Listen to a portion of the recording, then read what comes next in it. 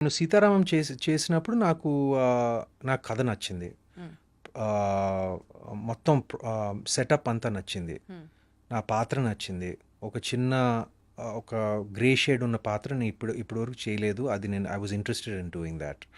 అదేవిధంగా 'సార్'లో కూడా నాకు ఒక క్యామియో అయినా కూడా నేను మొత్తం స్క్రిప్ట్ చదివాను. హ్మ్. మొత్తం స్క్రిప్ట్ చదివి ఒక చిన్న పాత్ర అయినా కూడా చిన్న కీలకమైన పాత్ర కూడా నేను మొత్తం స్క్రిప్ట్ చదివే నేను డిసైడ్ చేసుకున్నాను. But I'm very very selective about my supporting role and both the films are Yeah. both 100 crore plus films.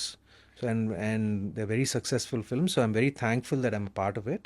But ఫ్యూచర్లో కూడా నా ప్లాన్ ఏంటంటే మై ప్రయారిటీస్ లీడ్ రోల్స్ చేస్తూ నాకు అక్కడక్కడ అప్పుడప్పుడు నచ్చిన సపోర్టింగ్ రోల్స్ ఉంటే చేసినా కూడా చేస్తాను. objection లేదు. అబ్జెక్షన్ లేదు. అప్పుడప్పుడు నేను I like doing different things అండి.